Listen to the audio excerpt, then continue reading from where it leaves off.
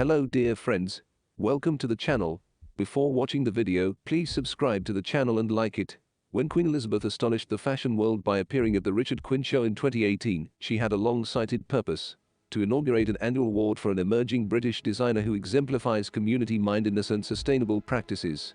This time it was the Duchess of Cambridge, wearing a green hammered silk Edeline Lee dress, who caused a stir with her surprise visit to present the Queen Elizabeth II Award for British Design on a day celebrating the student, designer and business support schemes laid on by the British Fashion Council at the Design Museum.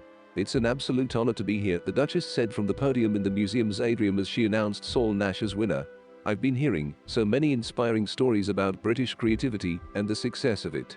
Close quote. Nash's crew of performer friends then cascaded down the atrium's stairs, half flying, half dancing, in an explosive demonstration of exactly why his innovative, anatomically dynamic design and the inclusive community he brings with it is catching so many eyes. Standing to take in the electric energy of the performance just a couple of feet away, the Duchess applauded alongside a cheering crowd of Nash's young peers and industry invitees. "I honestly never even dreamed I'd be given this," Nash said, looking happily stunned afterwards. Hardly surprising, Nash's feet haven't really touched the ground since he was awarded the 2022 International Woolmark Prize at the end of last month, a triumph won for his ingenious use of wool in place of environmentally detrimental synthetics in athletic design. Nash is one of the current cohort of young designers in New Gen, the British Fashion Council's cash and mentoring scheme, which was set up in the dark recession hit days of 1993 to give a penniless talent named Alexander McQueen his first platform. Since then, New Gen has grown as a launchpad for over 300 designers and acts as a kind of predictive weather vane for the direction that fashion movements will take. Both Kim Jones and Jonathan Anderson were amongst them, on their way to the top in Paris. The 2022 New Gen cohort, who were also gathered to be announced by the BFC's CEO Caroline Rush, now includes the body-positive designers Sinead O'Dwyer and Di Petzer, as well as Leo Carlton, who sculpts headpieces and jewelry in virtual reality and prints them out with biomaterials like oyster shells and flaxseed.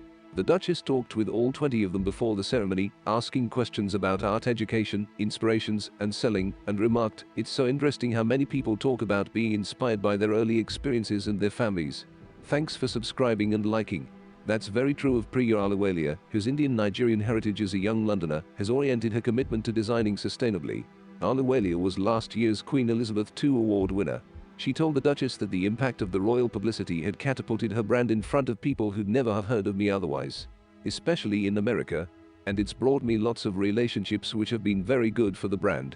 Close quote. The BFC's main message for the event, apart from the appreciation of Her Majesty's recognition of the social and diplomatic importance of British fashion, is that all this uplifting of fashion talent takes money.